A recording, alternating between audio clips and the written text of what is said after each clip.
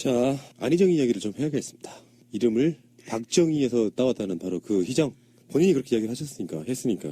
다른 걸 떠나서 박근혜의 미르 K 스포츠 재단 그것도 알고 보면 선의로 했는데 법을 따르지 않아서 문제가 발생한 거다. 물론 전체 맥락에서는 그게 중요한 맥락은 아니었는데요. 안희정 지사가 우클릭 하다가 이제 박근혜와 최순실의 미르 K 스포츠 재단을 선의로 했다는 그 단어 한마디가 주는 파급력이 저는 굉장히 크다고 보거든요. 저도 저만 해도 이 양반 웬만하면 보호해주려고 엄청 노력했는데요. K 미르 스포츠를 선의로 했다는 표현은 앞뒤 맥락을 자르지 않았다라고 할지라도 좀 받아들이기 힘든 단어가 아니냐. 저는 그런 얘기를 한번 드려보고 싶어요. 이 사람은 계속 이제 보내는 메시지가 그런 거죠. 자기는 오른쪽, 그 새누리당의 두 분파가 적이라고 생각되지는 않는다는 거예요. 전에도 말씀드렸듯이, 박근혜 정부에, 우리는 이제 계속 박근혜 없는 박근혜 정부의 구태를 어떻게 청산할 것이냐, 막 이런 얘기를 하지만, 그건 뭐 청산하고 자시고 할 게 있느냐. 어차피 정권이, 그러니까 거기는 지금 다 허물어진 것이지, 뭐가 남아있느냐. 이제 이렇게 얘기를 하는 것이고, 박근혜가 됐든, 이명박이 됐든, 그 자체의 논리와 선의는 있는 거다. 이렇게 보는 거예요. 그래서 녹색 성장을 계속하겠다고요? 우리는 막 깜짝 놀라서, 이렇게 얘기를 하지만, 어쨌든 환경을 경제 개념에 넣어가지고 뭔가를 하려고 했다는 거는 나름 괜찮은 개념 아니었느냐. 이제 이런 식으로 얘기를 한다든가.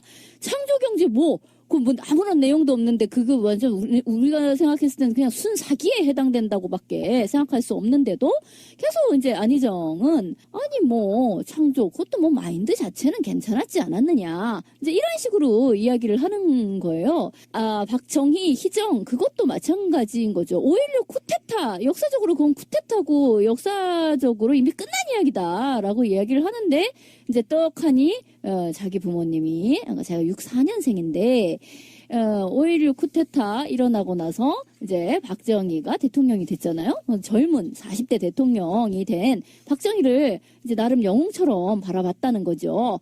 그런 의미에서 아이고 아들도 박정희, 희정 이렇게 지었다. 물론 부모님은 그렇게 지었을 수 있죠. 이를테면 우리 부모님도 박정희 추종자라 그랬잖아요. 그런 사람들이 그 당시에 있을 수 있죠. 근데 문제는 그거를 내 이름이 부모님이 그렇게 해서 지어진 이름이다라는 것을 정치인이 그걸 왜 밝히고 있어? 그것도 굉장히 이상한 역사의식이고 그것도 완전 우스갯소리로 하는 얘기도 아니고 그리고 지금 이거에 대해서도 다 나름 그렇게 악마화 할 필요 없다. 누구를 집어넣어라. 청산을 하자. 이런 식으로, 얘기하지 마라. 그걸 나는 민주주의라고 생각하지 않는다. 상대를, 그렇게 악마화 시키지 말고, 다 전의에 의해서 했을 텐데, 그게 그냥 법 절차를 지키지 않았다는 게 문제일 뿐이다. 이제 이런 정도까지 얘기가 나온 거예요. 지금 안희정 지사의 발언을 놓고, 민주당 내부에서도 비판 여론이 굉장히 높아지고 있어요. 본인은 반어법으로 그랬대. 반어법적인 표현이었는데 그렇게 됐다고 얘기를 하는데 문제는 자유당에 있는 대변인이 참 안지사 그동안 지켜봤지만 참 정치적 시켜는 뛰어난 좋은 사람이다라고 칭찬을 하고 있다고. 이거는 같은 당 의원이 욕하는 것보다 더 심각한 상황이야. 상대가 빨아줘 지금. 상대가 빨아주고 있어. 이 문제를 좀 알아야 돼 이 양반은. 그러니까 이게 선이란 표현을 내가 봤을 때는 그렇습니다. 안희정 지사가 그렇게 의도하고 이야기했다기보다는요. 왜 가끔씩 신비님이 오늘 안 나오시긴 했지만 방송으로 나가는 멘트를 하면서 눈을 찔끔찔끔 할 때가 있어요. 그러니까 그런 방식으로 이야기를 한 것 같아요. 근데 그래서 일종의 반어법 이렇게 이야기하는데 일견 어느 정도 저는 맞을 거라고 생각이 드는데 그러니까 일종의 갈굴라고 선이라고 하는 말을 반어적인 의미로 썼다라는 게 이제 안희정 측의 해명인 근데 거죠. 정치인들은요 이게 이제 저는 흔히 말해서 헛발질이나 덜컥수라고 보는데 의도는 알겠는데요. 내가 봤을 때는 안희정 지사가 공중에 구름이 떠다니는 그런 기분일 거예요. 지지율 20% 이상이 막 나오고 있지 않습니까? 그 상황에서 너무 붕 떠 있다 보니까 언어에 있어서의 조심성이 확 떨어져 버리는 거라고 저는 보거든요. 나는 유머로 했을 거예요. 근데 만약에 지지율이 굉장히 낮고 범사회적으로 약간 지탄받는 분위기였다 그러면 그런 표현 자체를 쓰지를 못하죠. 그러니까 너무 업돼 있다 보니까 표현 자체가 미르 K 스포츠단을 선의로 했다고? 우리가 보기엔 악인데? 악의로 한 거, 악의로. 자꾸 선악을 얘기할 필요가 없다는 거야. 그러니까 나는 맥락은 이해가 갔어. 나 도대체 저 사람은 무슨 생각을 하는가. 너무너무 이상한데 내가 지지한다는 뜻이 아니라 그 사람의 그 여지껏 나온 방송분을 내가 다 모니터를 해봤어요. 뭐 다른 일 때문에. 그런 와중에 대략 무슨 소리를 하는지는 알겠다. 라는 생각이 들더라고요. 근데 그렇다면 우측에서는 도대체 안희정을 뭘 어떻게 보고 저렇게 막 우리 희정이 흐정이 뭐 이런 지금 상태일까? 보면 강적들이라고 TV조선의 프로그램에는요. 지금 안희정하고 남경필 둘을 불렀어요. 둘을 불러놓고 거의 브로맨스 그래? 둘이 상당히 말이 잘 통하고 동갑이에요. 말이 잘 통하고 뭔가 합리적이고 또 지향하는 바가 어느 정도 같고 이렇다는 걸로 둘을 막 엮으면서 막 꽃길을 깔아주고 있어요. 그런 프로그램이 하나 있었고 그 다음에는 이제 유승민을 부른 거죠. 그러니까 이쪽은 전혀 강적들 같은 데서는 부르지를 않아요. 다른 후보는 부르지를 않고 그냥 그 자기들 이제 입맛에 맞는다고 생각해서 안희정까지를 부른 거예요. 그런데 거기서 이제 거의 그런 식이죠. 이를테면 사드 반대하잖아. 너 사드 반대하잖아. 그럼 됐어. 우리 편이야. 이제 이런 식으로 아예 그렇게 말이 나와요. 그러니까 그쪽에서 어쨌든 안보 이 문제 계속해서 안희정은 한미동맹은 일단 인정을 하고 들어가자. 그 나머지를 뭐 생각해 볼 수 있으나 굳건한 한미동맹이라는 것을 전제로 깔고 사드가 됐든 뭐가 됐든 그 다음에 얘기하자 이렇게 얘기를 하니까. 그 사드 반대가 아니라 찬성이겠죠? 그러니까 네. 너 안희정은 사드 찬성하잖아. 그러니까 우리 편이야. 이제 이런 식으로 이야기를 해요. 거기 약간 말이 약간 거친데 그런 식으로 얘기를 하고 그러니까 우리는 같은 편일 수 있다. 라고 선을 긋고 너무 웃긴 게 50대 대망론 이야기하면서 막 후보들을 열거를 하는데 50대. 근데 그 와중에 이재명은 아예 호명도 하지 않아. 그러니까 그쪽에서는 아웃 오브 안중 이고요. 어쨌든 그런 쪽에서 안희정은 저쪽에서 매우 반기는 도저히 이쪽에 주자를 내세울 수 없는 상황까지로 본다고 하면 거의 이쪽에서는 전패 분위기인데 그나마 유승민, 그나마 남경필, 그나마 안희정을 조금 더 이쪽과 브로맨스를 찍게 된다면 얼마나 좋을까라고 생각하는 것 같더라고요. 근데 이제 안희정 지사 입장에서는 첫 출발은 뭐 될 가능성은 없어 보이지만 일단 기반 한번 올려보고 인지도 높이고 그러면서 안정적으로 문재인 전 대표가 정권 교체하게끔 도와주자는 의식으로 출발했을 수도 있어요. 일단은 다음 차차기에는 욕심을 부려볼 만하지만 근데 지지율이 가파르게 올라가요. 보수 쪽의 지지율이 모르긴 해도 엄청 달라붙어 있는 것처럼 또 보이고요. 그럴 때 이런 생각을 해볼 수 있거든요. 보수 쪽 사람들과 안희정의 생각이 다를 수 있어요. 보수 쪽 사람들이 안희정을 띄우는 이유는 문재인 안 되게 하기 위해서 그게 목적일 수 있는데 막상 문재인이 아니고 안희정이 본선에 올라갔을 때는 실제로 그 지지율이 다 빠져버릴 수도 있다는 그러니까 본선에다가 안희정을 올려놓고 보수 후보가 떠오르게끔 사실 이런 거 있잖아요. 아무리 지지율이 막 급상승한다고 해도 문재인의 무게감과 안희정의 무게감이 좀 다르잖아요. 후보 중에 확실히 더불어민주당 후보로는 문재인이 더 안정감은 있잖아. 그런 여러 가지 측면들을 갖고 노리는데 안희정이 그래서 뭐 보수와 진보 쪽의 지지율을 다 아울러 가지고 대통령이 된다고 하면 문제가 없는데 그 목표가 나는 안희정이 되는 거야라고 생각하지만 보수 쪽에서는 문재인을 떨어뜨리고 약한 안희정을 세워서 결국엔 자기들 정권 재창출하려고 하는 의도를 보인다고 하면 이건 굉장히 심각해질 수 있다. 저는 그렇게 보는 거예요. 근데요, 저는 뭐 안희정을 이를테면 지금 저쪽에서 시컨 띄우고 있다. 뭐 거기까지 물론 동의하고요. 그리고 뭐 저의 성향상 그 사람을 지지하거나 좋아할 수는 없어요. 그런데 모든 요즘 나오는 정치 예능을 모니터링 해본 결과 안희정은요 묘한 매력은 있어요. 그래요. 그러니까 그게 있더라고. 나는 도대체 뭘 보고 막 이런 생각, 약간 억하심정을 가지고서 이제 보기 시작을 했는데, 근데 도대체 저 사람의 상품성이 도대체 뭐냐? 경쟁력이 있다고 하는데 뭐냐? 쟤는 뭘 믿고 저러나?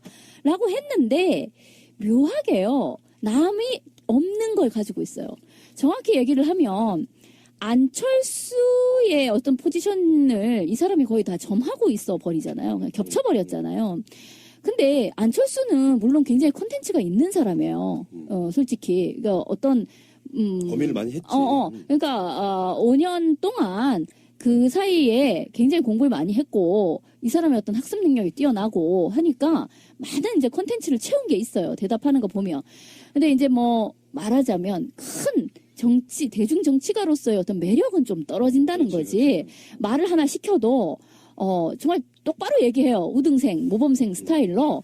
딱 그 사람이 하는 얘기를 뭐는 뭐 해서 뭐 어떻습니다라는 거를 그대로 글로 쓰면 그대로 그게 문장이 될 수 있을 정도로 정제된 언어를 사용하는 것도 맞고 사람 굉장히 스테이블해 보이고 내용도 괜찮고 그건 좋아요.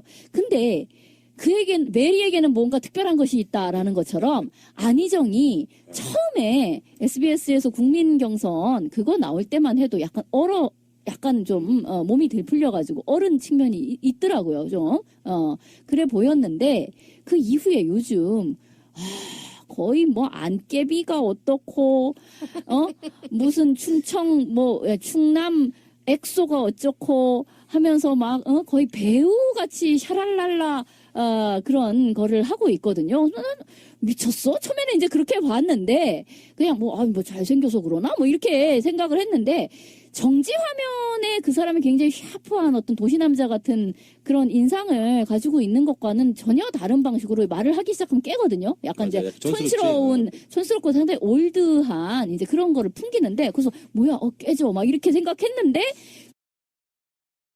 그 이후에 그 사람만의 기묘한 어떤 사람을 끄는 그런 어떤 독특한 캐릭터가 있더라고요. 그거에 어떤 부동표랄까, 그 어떤 안철수를 찍어 말어 하는 정도의 그런 정도의 중도에게 있어서는 상당히 뭔가를 어필하는 잡아채는 그런 면이 있더라고요. 그러면 칭찬해줘야 되는 거야?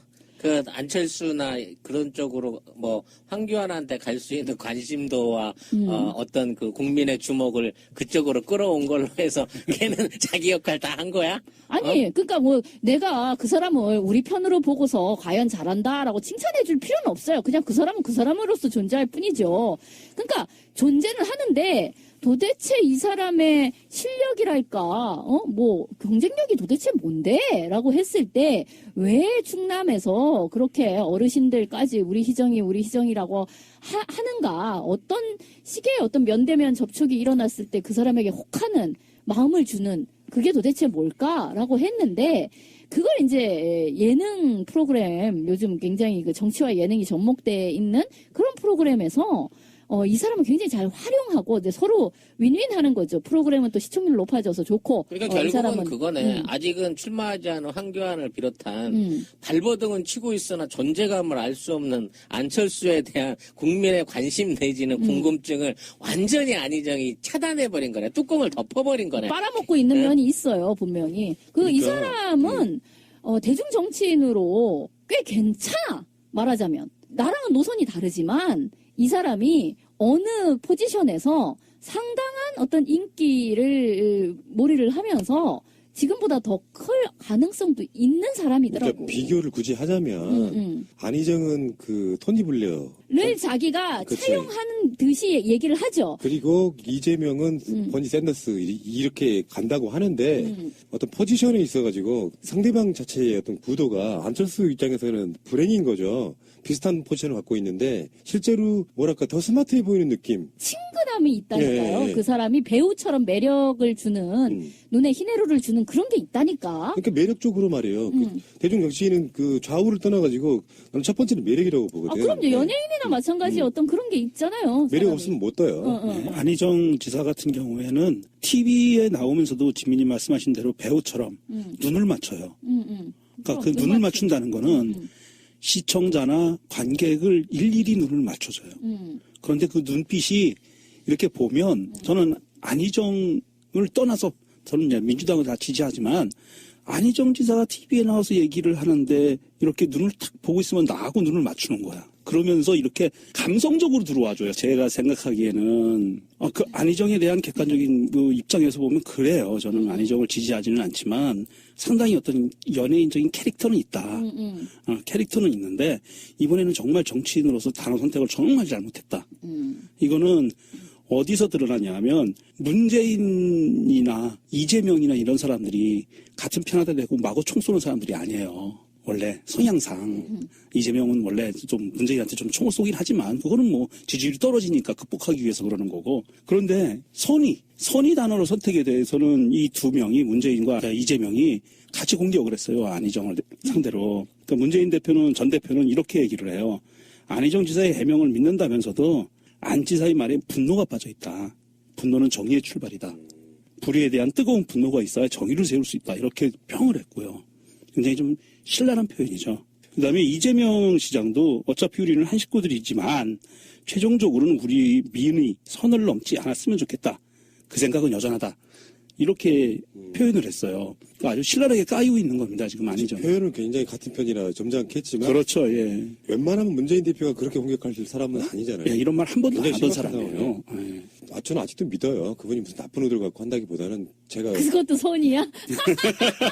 아니 그런 뜻이 아니고 어떤 의미냐면은 사람들은 지금 이제 역선택 문제가 나오고 그러면서 안희정이 저쪽에 이용돼 먹을 것이다. 안희정은 지금 정권을 위해서라면 영혼도 팔놈이다. 막 이런 식의 이야기를 저희 중에 많이 들었는데 컨텐츠를 떠나서 포지션으로서는 굉장히 훌륭한 전략이었다라고 말했는데 사람들이요. 앞에 컨텐츠는 몰라도를 빼먹고 훌륭한 선거 전략이라고만 듣는 거예요. 그건 잘못된 방식인 거고 안희정 지사도 그런 면에서 뭔가 비판받을 지점이 있으면 아주 강력하게 비판을 받아야 되고요. 엄밀히 따지면은 온라인상에서는 문재인이나 이재명보다 검증이 훨씬 덜 된 사람이에요. 지금까지. 이재명이나 그래도 문재인은 온라인상에서만큼은 서로 간에 공방을 하면서 엄청난 검증을 받은 사람이라고 생각이 들어서 이제 그 색깔 알겠다. 지금 저는 그 정도 느낌이거든요. 대선 국면에서야 안희정을 알았지. 그전에는 좌이정 우왕조 정도였지. 그게 어떤 사람이었는지 어떤 마인드인지 전혀 몰랐잖아요. 우리들 입장에서 보면. 왜 좀 알았는데 왜? 난 맨날 깠잖아 왜? 아니 그러니까 속살 속속들이 옷 입은 건 보고 평가할 수는 없는 거고 알게 되려면 최소한 오랜 시간이 필요한 거라고 저는 생각이 들고요. 글쎄요, 뭐 이 사람이 이러다가 그 다음에 경선 이후에는 어떻게 될지는 모르겠어요. 포지션을 잘못하면 오히려 대선 이후에 차기 주자로도 힘들어질 수 있다는 말씀 꼭 드려보고 싶습니다. 근데 나름 살아남을 거예요. 어떤 방식으로든. 참고로 말씀드리자면 사람이 죽는 게 그렇게 어려운 게 아닙니다. 금 넘어가면 죽습니다. 뭔 소리야? 우리들 놀이할 때 금 그어놓고 어떤 금을 넘어가면 죽는다고요. 금도를 넘었다고. 아니 근데 금을 넘어감으로써 이 사람은 꼭 우리 편, 남의 편, 선, 악, 불의, 정의 이렇게 이분법적으로 사고를 하지 않는다는 게 이 사람의 지금의 주장이에요. 우리는 인정할 수 없지만 이 사람은 그걸 주장한다고. 그렇다면 그 노선에 따라서 갈 여지가 있고 그 가능성도 있는 거예요. 근데 그렇게 하라고. 근데 그러니까- 우리는 금 넘어갔는데 살았다고 우기는 놈하고는 게임 안 해. 근데 나도 이제 팟캐스트 막 시작했을 때랑 지금이랑 생각이 많이 바뀐 것 중에 하나인데요. 이분법적으로 가는 게 결코 바람직하진 않아요. 그러니까 가끔씩 그런 메시지 저도 이 방송으로 내보내거든요. 이해하려면 박근혜 지지자들 이해 못하겠냐. 이해할 수 있다. 그들 입장에서는 그렇게 박근혜를 지지하는 게 이게 세뇌든 언론이든 조작들이든 간에 이해할 수 있는데 정치 지도자는 그런 식으로 가버리면은 자기를 지지했던 사람들한테 굉장히 많은 허탈감과 그런 식으로 이도저도 아닌 걸로 가는 것 자체는 저는 그렇게 썩 좋은 방법이라고 생각하진 않아요. 글쎄 정치는 뭐 고전적인 의미에서 친구와 적을 구분하는 거라고 얘기를 한단 말이에요. 근데 이 사람은 그렇게 생각하지 않는 거죠. 그거는 통합을 자기는 추구하지 적과 동지를 구분하는 그런 것이 민주주의가 아니다라고 얘기를 할 테니까 하여튼 뭐 그거는 가치관의 차이라고 생각할 수밖에 없고 이 사람은 결국 그 노선을 가지고 자기 사이의 국리를 하겠죠. 앞으로. 그러니까 꼭 굳이 민주당에 있어야 할 이유도 없는 것이고. 위안부 합의 반대 단체에 지원금을 아예 박근혜가 끊어버렸어요.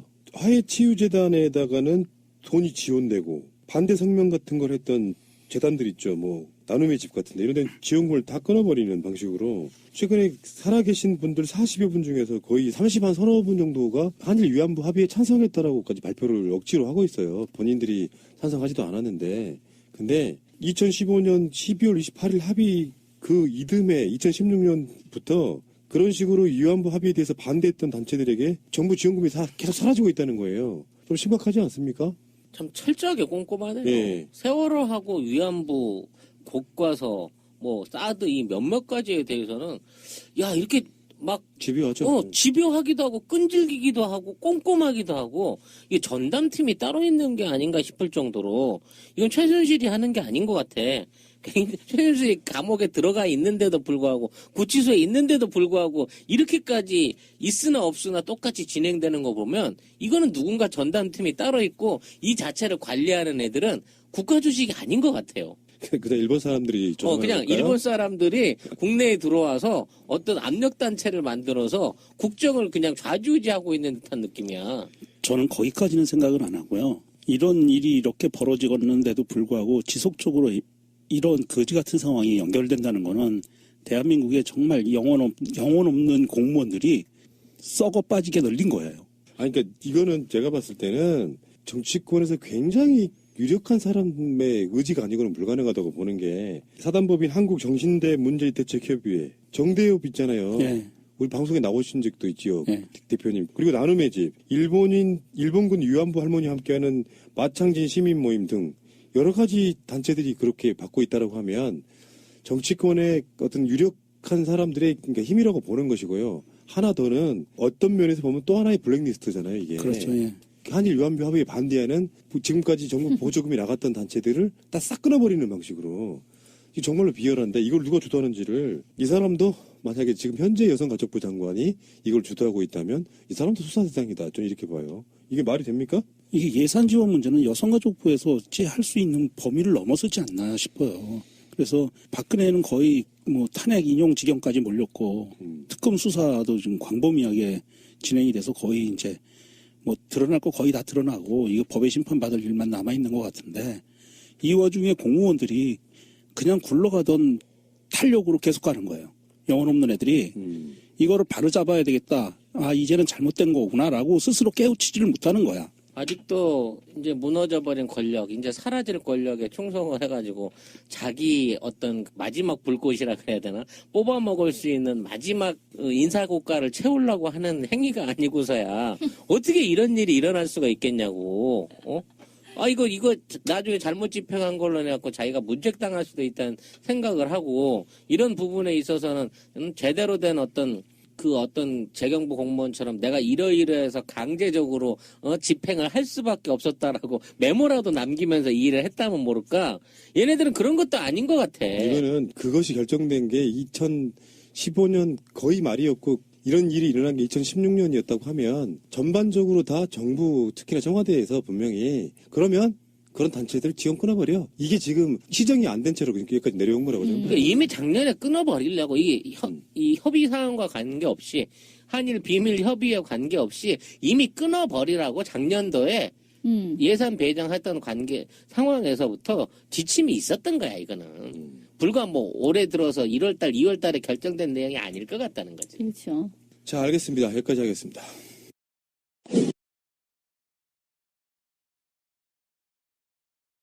다가 공중에 구름이 떠다니는 그런 기분일 거예요. 지지율 20% 이상이 막 나오고 있지 않습니까? 그 상황에서 너무 붕 떠 있다 보니까 언어에 있어서의 조심성이 확 떨어져 버린 거라고 저는 보거든요. 나는 유머로 했을 거예요. 근데 만약에 지지율이 굉장히 낮고 범사회적으로 약간 지탄받는 분위기였다 그러면 그런 표현 자체를 쓰지를 못하죠. 그러니까 너무 업돼 있다 보니까 표현 자체가 미르 KK 스포츠단을 선의로 했다고? 우리가 보기엔 악인데? 악의로 한 거, 악의로. 자꾸 선악을 얘기할 필요가 없다는 거야. 그러니까 나는 맥락은 이해가 갔어. 나 도대체 저 사람은 무슨 생각을 하는가. 너무너무 이상한데 내가 지지한다는 뜻이 아니라 그 사람의 그 여지껏 나온 방송분을 내가 다 모니터를 해봤어요. 뭐 다른 일 때문에.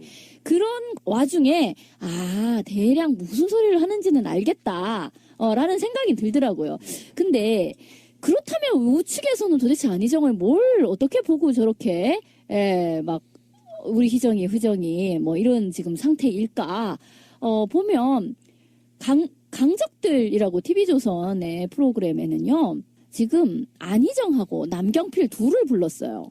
둘을 불러놓고 거의 브로맨스 그래? 둘이 상당히 말이 잘 통하고 동갑이에요. 말이 잘 통하고 뭔가 합리적이고 또 지향하는 바가 어느 정도 같고 이렇다는 걸로 둘을 막 엮으면서 막 꽃길을 깔아주고 있어요. 그런 프로그램이 하나 있었고 그 다음에는 이제 유승민을 부른 거죠. 그러니까 이쪽은 전혀 강적들 같은 데서 부르지를 않아요. 다른 후보는 부르지를 않고 그냥 그 자기들 이제 입맛에 맞는다고 생각해서 안희정까지를 부른 거예요. 그런데 거기서 이제 거의 그런 식이죠. 이를테면 사드 반대하잖아. 너 사드 반대하잖아. 그럼 됐어, 우리 편이야. 이제 이런 식으로 아예 그렇게 말이 나와요. 그러니까 그쪽에서 어쨌든 안보 이 문제 계속해서 안희정은 한미동맹은 일단 인정을 하고 들어가자. 그 나머지를 뭐 생각해 볼 수 있으나 굳건한 한미동맹이라는 것을 전제로 깔고 사드가 됐든 뭐가 됐든 그 다음을 얘기하자 이렇게 얘기를 하니까. 그 사드 반대가 아니라 찬성이겠죠? 그러니까 네. 너 안희정은 사드 찬성하잖아. 그러니까 우리 편이야. 이제 이런 식으로 이야기를 해요. 거기 약간 말이 약간 거친데 그런 식으로 얘기를 하고 그러니까 우리는 같은 편일 수 있다. 라고 선을 긋고 너무 웃긴 게 50대 대망론 이야기하면서 막 후보들을 열거를 하는데 50대. 근데 그 와중에 이재명은 아예 호명도 하지 않아. 그러니까 그쪽에서는 아웃 오브 안중 이고요. 어쨌든 그런 쪽에서 안희정은 저쪽에서 매우 반기는 도저히 이쪽에 주자를 내세울 수 없는 상황까지로 본다고 하면 거의 이쪽에서는 전패 분위기인데 그나마 유승민, 그나마 남경필, 그나마 안희정을 조금 더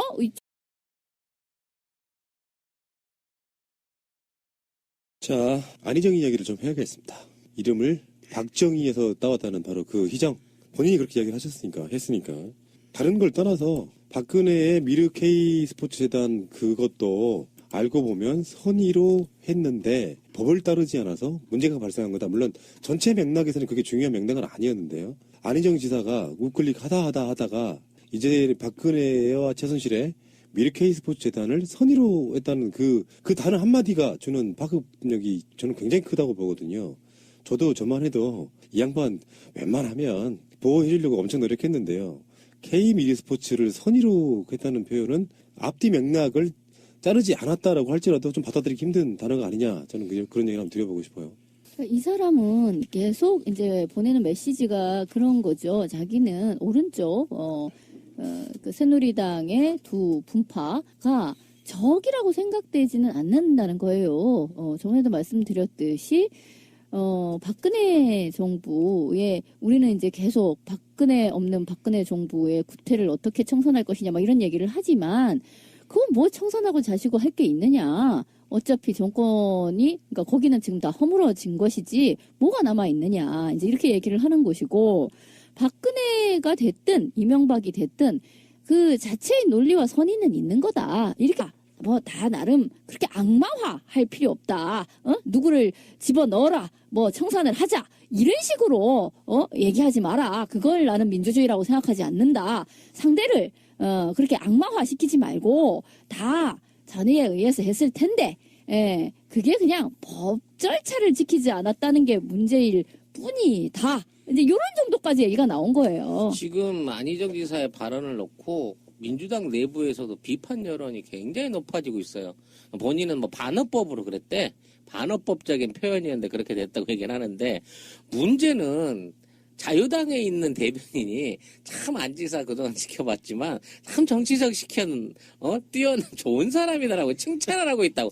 이거는 같은 당 의원이 욕하는 것보다 더 심각한 상황이야. 상대가 빨아줘 지금. 상대가 빨아주고 있어. 이거 이 문제를 좀 알아야 돼, 이 양반은. 그러니까 이게 선이란 표현을 내가 봤을 때는 그렇습니다. 안희정 지사가 그렇게 의도하고 이야기했다기보다는요. 왜 가끔씩 신비님이 오늘 안 나오시긴 했지만 방송으로 나가는 멘트를 하면서 눈을 찔끔찔끔 할 때가 있어요. 그러니까 그런 방식으로 이야기를 한 것 같아요. 근데 그래서 일종의 반어법 이렇게 이야기하는데 일견 그 어느 정도 저는 맞을 거라고 생각이 드는데. 그러니까 일종의 갈굴라고 선이라고 하는 말을 반어적인 의미로 썼다라는 게 이제 안희정 측의 해명인 근데 거죠. 정치인들은요, 이게 이제 저는 흔히 말해서 헛발질이나 덜컥수라고 보는데 의도는 알겠는데요. 내가 봤을 때는 안희정 지사 보는 거예요. 그래서 녹색 성장을 계승하겠다고요? 우리는 막 깜짝 놀라서 이렇게 얘기를 하지만 어쨌든 환경을 경제 개념에 넣어가지고 뭔가를 하려고 했다는 거는 나름 괜찮은 개념 아니었느냐. 이런 식으로 얘기를 한다든가 창조경제 뭐